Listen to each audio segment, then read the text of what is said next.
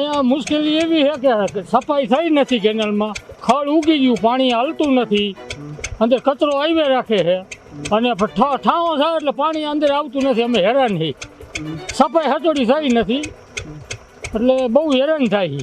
હવે અત્યારે જે મચ્છુ નહેરમાં પાણી છૂટેલું છે એમાં ખેડૂતોને ત્યાંની સાફ સફાઈ હરખી થતી નથી.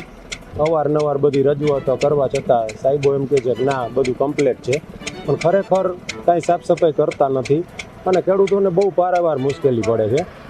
એટલે જેથી કરીને ખેડૂતોને આ પાણી પાવામાં બહુ અતિ તકલીફ પડે છે. આપણે મચ્છુ 2 સિંચાઈ યોજનામાંથી કુલ આપણે 19 ગામડાઓને પાણી આપીએ છીએ, જેમાં હાલમાં અત્યારે 150 ક્યુસેકનો પ્રવાહ આપણે છોડેલો છે. અને જે ખાતેદારોનો પ્રશ્ન છે કે આપણે સફાઈ પૂરતી યોગ્ય થઈ નથી, એમાં કહેવાનું એવું છે કે આપણે રવિ સિઝનમાં આપણે કેનાલની સાફ સફાઈ કરતા હોઈએ છીએ, પરંતુ અત્યારે એના પણ 4-5 મહિના થઈ ગયા. ત્યારબાદ આ મોરબી શહેરના પબ્લિક દ્વારા, સ્થાનિક રહીશો દ્વારા જે અત્યારે કચરો નાખવામાં આવે છે કેનાલમાં, એના લીધે વધારે આપણને કચરો જોવા મળે છે.